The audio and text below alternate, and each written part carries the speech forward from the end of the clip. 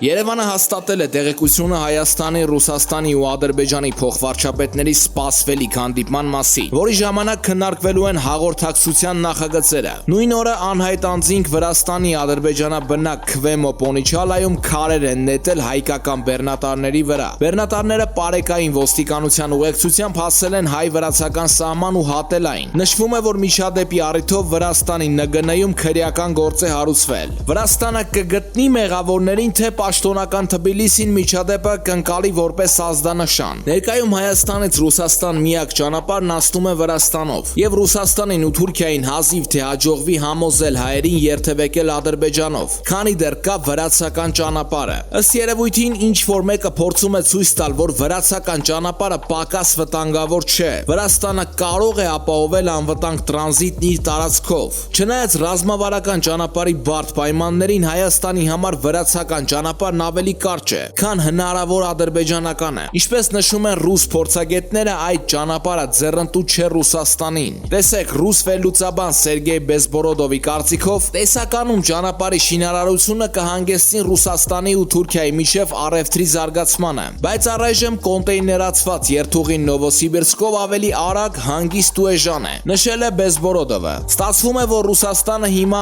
այն ճանապարհների լոբինգն է անում, որոնք ձեռնտու են միայն Թուրքիայի ու Ադրբեջանի կապի համար։ Մյուս բոլոր հաղորդակցությունները դեռ երկար արգելափակված են մնալու։ Օրինակ, ինչպես նշում են փորձագետները, Թուրքիան 1993 թվականին փակել է Հայաստանի սահմանը Քարվաճառի ազատագրումից հետո, բայց հիմա, երբ այդ հարցը հանված է, Թուրքիան միևնույն է չի բացում սահմանները։ Բացի այդ, Արցախում հայերի համար շարունակում են արգելափակված մնալ ճանապարհները։ Չնայած ռուս խաղաղապահներն ադրբեջանցիների համար ապահովում են տրանզիտն Արցախով։ Օրերս Դրամբոն գյուղի մոտ հայերը փակել էին ադրբեջանական Շարասյան ճանապարհը, պահանջելով, որ խաղաղապահները հայերի համար անցում ապահովեն Գետաշեն Վարդենիս ճանապարհով։ Դրանից հետո հայտնի դարձավ, որ ռուս խաղաղապահները վարժանքներ են անում ուղեկալի պաշտպանության, ինչպես նաև շարժման դադարեցման նպատակով ճանապարհի փակման դեպքի համար։ Խաղաղապահները պատրաստվում են դիմել կտրուկ միջոցների, եթե հայերը կանգնեցնեն երթևեկությունը։ Հայաստանի փոխվարչապետ Մհեր Գրիգորյանը չի բացառել, որ Վարդենիս Մարտակերտ եւ Մարտակերտ Ստեփանակերտ ասկերանով ճանապարհներով երթևեկության վերականգնման հարցը կարող է Ղարաբաղի հարցով եռակողմ աշխատանքային խմբի քննարկման հարց դառնալ։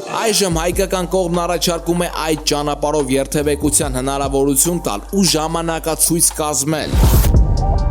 Այն տեղեկությունները, որը կներկայացնենք հաջորդ թիվ, պարզապես պարտադիր է, որպեսզի իմանանք բոլորս։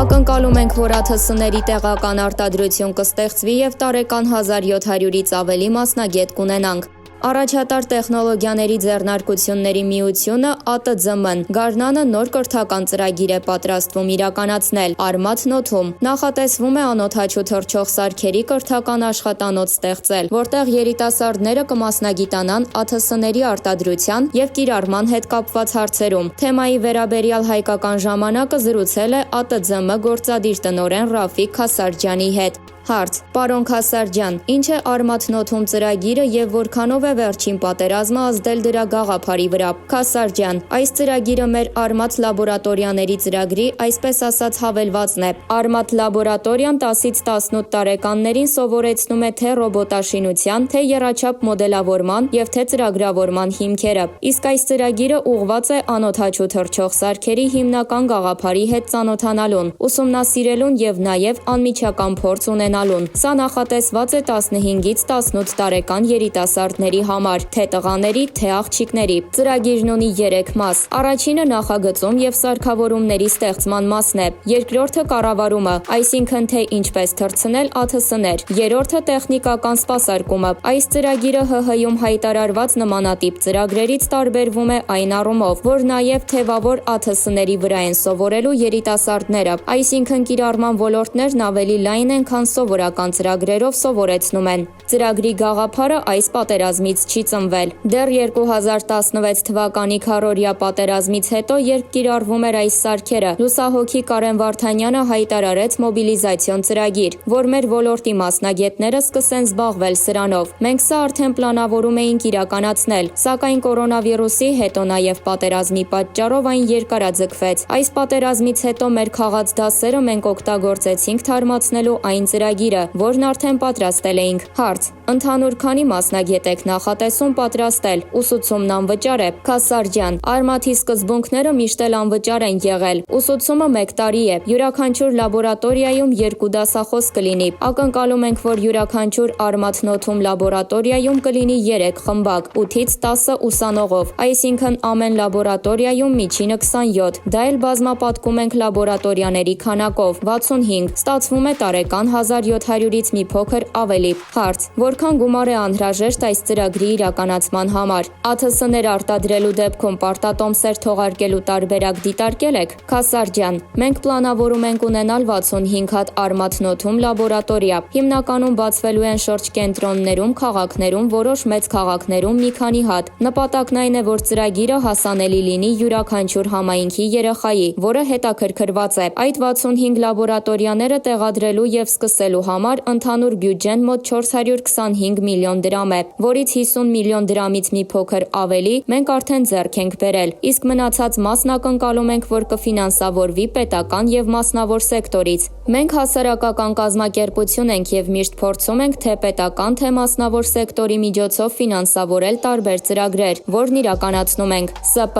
կամ ՓԲԸ չենք, որ պարտատոմսեր թողարկենք։ Հարց. Բարձր տեխնոլոգիական արդյունաբերության նախարարության հետ համագործակցություն կա ծրագրի շուրջ։ Քասարջյան. Ես ակնկալում եմ, որ կլինի։ Նրանց հետ զրույց եմ ունեցել։ Մեր համագործակցությունը ավելի շատ եղել է կրթության նախարարության հետ։ Բավական ընդլայնել ենք մեր Արմաթ լաբորատորիաների ցանցը։ Հիմա բանակցությունների մեջ ենք եւ ակնկալում ենք, որ այս ծրագրի ընդլայնման համար էլ ԿԳՄՍՆ-ից աջակցություն կլինի։ Բարձր տեխնոլոգիական նախարարությունը հետաքրքրված է նաեւ այն առումով, թե ինչպես դպրոցական ծրագրից դուրս ծրագիրն ընդլայնվի ամբողջ ՀՀ-ում։ Հարց. Ծրագրի հիմնական նպատակը ԱԹՍ-ներին տիրապետող մասնագետներ պատրաստելն է, թե նաև ԱԹՍ արտադրելը ներքին եւ արտաքին շուկայի համար։ Քասարջյան. Ես խոսեցի ծրագրի 3 մասերի վերաբերյալ։ Առաջին մասը նախագծումն ու սարքավորումների ստեղծումը, ուղղված է տեղական արտադրությանը։ Երկու ուղղություններն էլ մեզ համար կարևոր եւ թիրախային են։ Ինչպես գիտեք, ՏՏ ոլորտում հիմնականում 3 տեսակի ընկերություններ ունենք, որոնք հաջողության են հասել։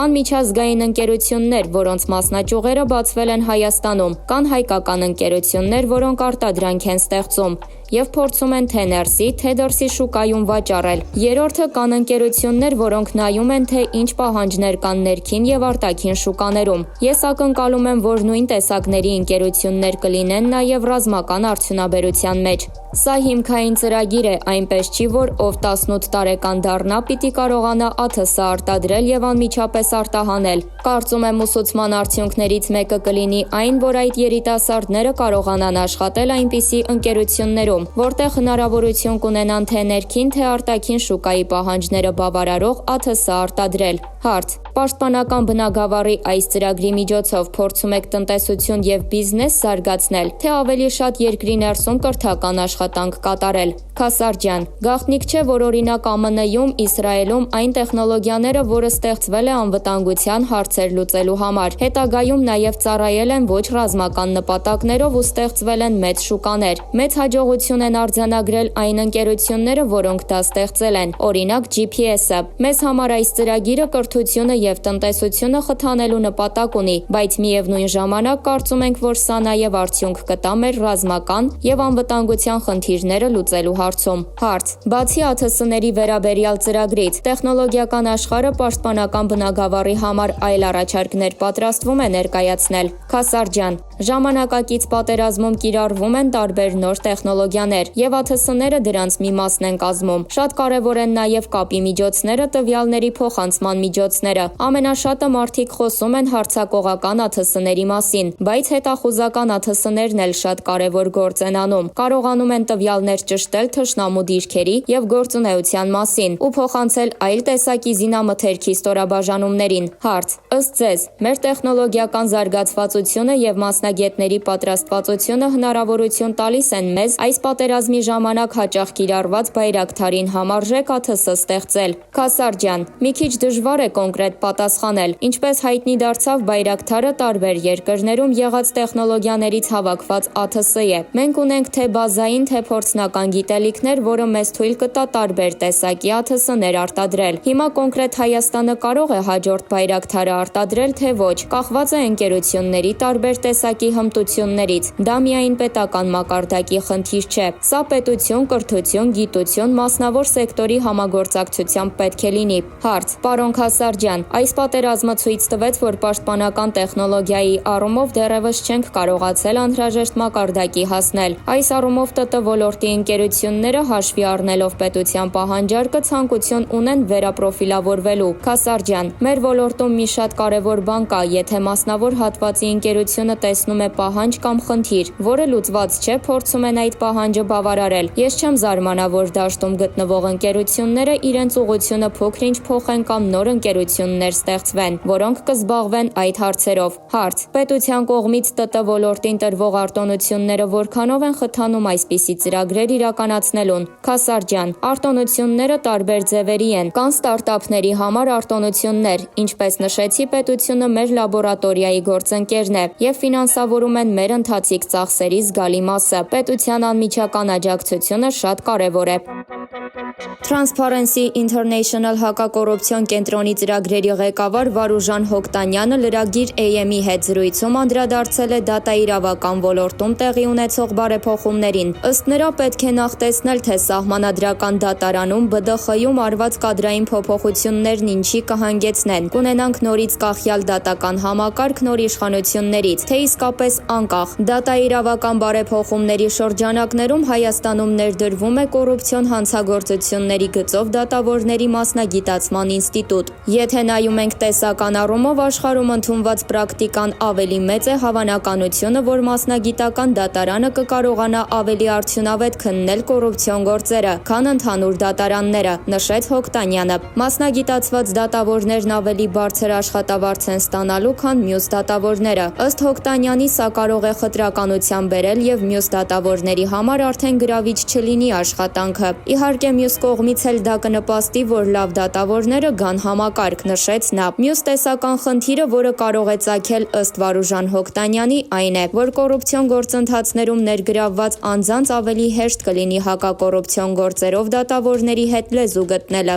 Եթե դու ունես ավելի մեծ թվով դատավորներ, պետք է բոլոր դատավորների հետ լավ կապեր ունենաս, որովհետև եթե կոռուպցիայի հետ կապ ունես, չգիտես, թե բռնվելու դեպքում քո գործն ով է քննելու։ Իսկ հիմա ավելի նեղ շրջանակ է, 20-ից 30 դատավոր, ավելի հեշտ կլինի կոռումպացված նախարարի կամ այլ պաշտոնյայի համար այդպիսի կապեր ստեղծելը։ Բայց իհարկե մյուս կողմից էլ ենթադրվում է, որ բարձր աշխատավարձն այդ դատավորներին կստիպի ավելի քիչ գայթակղվել նմանօրինակ առաջարկներով, ասաց Հոկտանյանը։ Մյուս խնդիրն աշխարհագրական է։ Մասնագիտացված դատարանը Երևանում է գործելու։ Հեռավոր մարզերից մարդիկ գնալու գալու են, լուրջ անհարմարություններ են լինելու։ Սա հիմք է տալիս ասելու, որ ըստ Հոկտանյանի մասնագիտացված դատարաններ պետք է ունենալ բոլոր մարզերում։